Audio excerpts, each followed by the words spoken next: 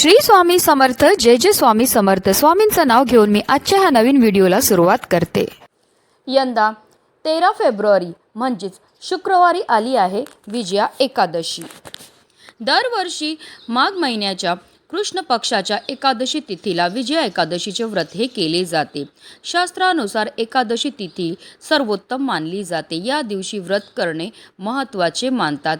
हे एकमात्र असे व्रत आहे ज्याचे पुण्यफळ तुम्ही दुसऱ्या व्यक्तींना देखील दान करू शकतात. याशिवाय हे व्रत करणाऱ्या व्यक्तीला मोक्ष प्राप्त होतं. धार्मिक मान्यतानुसार जो व्यक्ती हे व्रत करेल त्याला शत्रूवर विजय मिळवता येतो.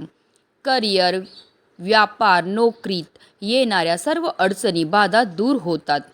त्यामुळे या एकादशीला व्रत करून विधिवत पूजा आणि मंत्रपठण केल्याने देवांची कृपा प्राप्त होते. या दिवशी पिवळ्या वस्तूंचे दान करणे खूप शुभ मानले जाते, ज्यामुळे जीवनात सुख, शांती आणि समृद्धी येते. पौराणिक कथेनुसार प्रभू श्रीरामांनी लंका विजयापूर्वी या विजया एकादशीचा उपवास करून संकल्प केला होता. हा उपवास केल्याने भक्तांचे रोग आणि दुःख दूर होतात आणि शत्रूचा पराभव होतो. विजया एकादशीचे व्रत केल्याने मोठे पुण्य मिळते आणि कोर्टाशी संबंधित प्रकरणांमध्ये यश मिळू शकते. विजया एकादशीच्या दिवशी गोरगरिबांना पिवळे कपडे दान करणं शुभ मानलं जातं. यामुळे संपत्तीत वाढ होते आणि जीवनातील समस्या कमी होतात. तसेच या दिवशी आवर्जून तांदळाचे दान करावे. यामुळे आपल्या जीवनामध्ये सुख समृद्धी येते आणि पापांचा नाश होऊन मोक्षाची प्राप्ती होते. तसेच गायीच्या तुपाचं दान करणाऱ्याला समाजात मान सन्मान मिळतो. तसेच कुंडलीतील शुक्र आणि गुरुग्रहाची स्थिती मजबूत होते. तसेच एकादशीला तीळ आणि गुळाचे दान करावे. यामुळे आरोग्य चांगले राहते आणि मानसिक शांती मिळते. यंदा एकादशी तिथीला एक दुर्मिळ योग घडत आहे. या दिवशी भगवान सूर्य आपली राशी बदलून कुंभ राशीत प्रवेश करतील आणि पुढील 30 दिवस या राशीत भ्रमण करतील. याला कुंभ संक्रांत असे म्हटले जाते. कुंभ संक्रांतीला सौभाग्याने शिवयोग तयार होत आहे. मूळ आणि पूर्वाषाढ नक्षत्राचेही संयोग आहेत. या योगांमध्ये लक्ष्मीनारायणाची पूजा केल्याने भक्तांच्या प्रत्येक इच्छा पूर्ण होतात. धार्मिकदृष्ट्या हा दिवस अतिशय महत्त्वाचा असल्यामुळे या दिवशी काही प्रभावी उपायाने सेवा देखील केल्या जातात.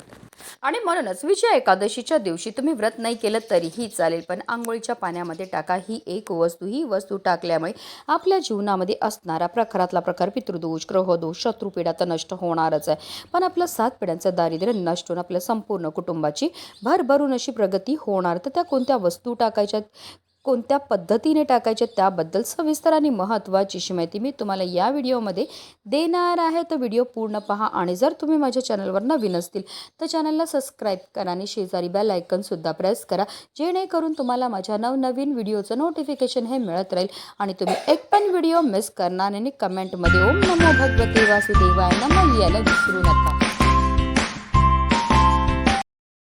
विजया एकादशीच्या दिवशी पहाटे लवकर उठून पवित्र स्नान करणे अत्यंत महत्त्वाचे मानले जाते.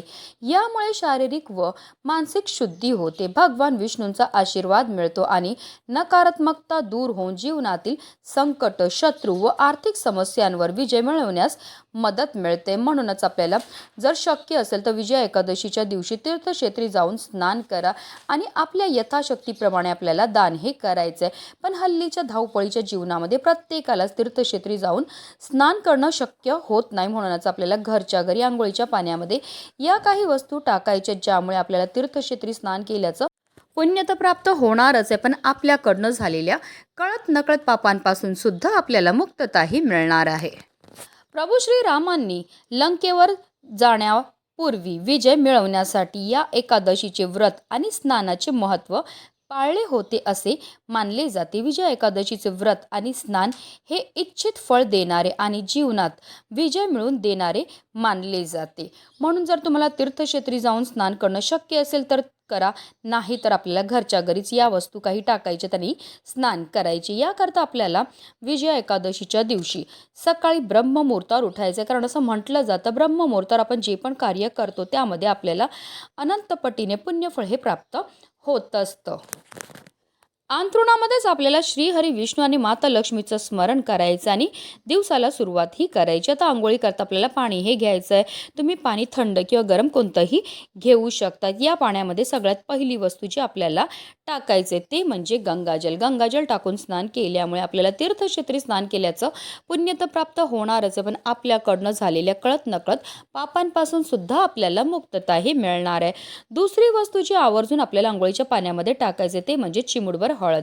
हळद ही श्रीहरी विष्णू आणि माता लक्ष्मीला अतिशय प्रिय आहे आणि हळद टाकून स्नान केल्यामुळे आपल्या कुंडलीतील गुरुग्रह हा बलवान होतो आणि जर आपल्या कुंडलीतील गुरुग्रह बलवान झालं तर त्यामुळे आपल्या जीवनामध्ये असणाऱ्या ज्या आर्थिक समस्या आहेत त्यापासून आपल्याला मुक्तता तर मिळतेच मिळते, पण आपल्याला जीवनामध्ये कोणत्याही क्षेत्रामध्ये अपयशाचा सामना हा करावा लागत नाही. तिसरी वस्तू जी आवर्जून आपल्याला आंघोळीच्या पाण्यामध्ये टाकायचं ते म्हणजे चिमूटभर काळे तीळ. तिळांची उत्पत्ती ही श्रीहरी विष्णूच्या घामापासून झाली होती. तसेच काळे तीळ हे आपल्या पितरांना सुद्धा समर्पित आहेत आणि जेव्हा पण आपण आंघोळीच्या पाण्यामध्ये काळे तीळ टाकतो आणि स्नान करतो तर त्यामुळे आपल्या जीवनामध्ये असणारा प्रखरातला प्रखर पितृदोष, ग्रहदोष, शत्रुपीडा, दारिद्र्य दूर होण्यामध्ये मदत ही मिळत असते, कारण तिळांना दारिद्र्यनाशक असं सुद्धा म्हटलं जातं. त्याचबरोबर आपल्याला एक तुळशी पत्र सुद्धा आवर्जून आपल्या आंघोळीच्या पाण्यामध्ये टाकायचं आहे. तुळस म्हणजे साक्षात माता लक्ष्मीचं स्वरूप आहे आणि श्रीहरी विष्णूंना सर्वात प्रिय आहे ती म्हणजे तुळस. आणि तुळशीचं पत्र टाकून स्नान केल्यामुळे आपल्यामध्ये असणारी जेवढी पण नकारात्मकता, इडापिडा, दोष, दारिद्र्य दूर होण्यामध्ये मदत ही मिळत असते. त्याचबरोबर आपल्याला चिमूटभर खडे मीठ सुद्धा आवर्जून आंघोळीच्या पाण्यामध्ये टाकायचे. मिठामध्ये जे तत्व असतात ते आपल्यामध्ये असणारी जेवढी पण नकारात्मकता, इडापिडा, नजरबाधा दूर होण्यामध्ये मदत ही करत असतात. तसेच मीठ देखील माता लक्ष्मीला अतिशय प्रिय, म्हणूनच मिठाला लक्ष्मीकारक असं सुद्धा म्हटलं जातं. तर या सर्व वस्तू ज्या आहेत त्या आपल्याला आंघोळीच्या पाण्यामध्ये टाकायच्या आणि आपल्याला स्नानही करायचे. पण बऱ्याचदा लोक चुकीच्या पद्धतीने स्नान करतात, त्यामुळे सुद्धा त्यांना केलेल्या उपायाचं कोणतंही शुभफळ प्राप्त होत नाही. म्हणून आपल्याला काय करायचं, सर्वप्रथम एक मग पाणी आपल्या उजव्या खांद्यावर टाकायचं, एक मग पाणी आपल्या डाव्या खांद्यावर टाकायचं आणि त्यानंतर आपल्याला संपूर्ण स्नानही करायचे. पण एकादशी तसेच द्वादशीच्या दिवशी आपल्याला चुकूनही केस हे धुवायचे नाहीत. स्नान करताना निरंतर आपल्याला ओम नमो भगवते वासुदेवाय नमः या प्रभावी मंत्राचा जप करायचा आहे, किंवा गंगे च यमुने च गोदावरी सरस्वती नर्मदे सिंधू कावेरी जलस्मिन्स निधी कुरु या मंत्राचा जप हा करायचा आहे. हा स्नान मंत्र आहे. या मंत्राचा अर्थ असा होतो, गंगा, यमुना, गोदावरी, सरस्वती, नर्मदा, सिंधू, कावेरी या सर्व पवित्र नद्यांचा जल या पाण्यामध्ये समाविष्ट झालेला आणि या पवित्र पाण्याने मी स्नानही करत आहे. जेव्हा आपण आंघोळीच्या पाण्यामध्ये या सर्व वस्तू टाकतो त्याचबरोबर मंत्राचा जप करतो, त्यामुळे आपल्या तनाबरोबर आपल्या मनाची सुद्धा शुद्धीही होत असते आणि पवित्र तनाने, पवित्र मनाने केलेल्या प्रत्येक कार्यामध्ये आपल्याला अनंत पटीने पुण्यफळ हे प्राप्त होत असतं. अतिशय प्रभावी असा हा उपाय केल्यामुळे आपल्या जीवनामध्ये असणारा प्रखरातला प्रखर पितृदोष, ग्रहदोष, शत्रुपीडा तर नष्ट होणारच आहे, पण आपलं 7 पिढ्यांचं दारिद्र्य नष्ट होऊन आपल्या संपूर्ण कुटुंबाची भरभरून अशी प्रगती होणार आहे. म्हणूनच व्हिडिओ जास्तीत जास्त लोकांपर्यंत शेअर करा, जेणेकरून प्रत्येकाच्या आयुष्याचं कल्याण हो हीच मनामध्ये इच्छा. श्री स्वामी समर्थ. जय जय स्वामी समर्थ.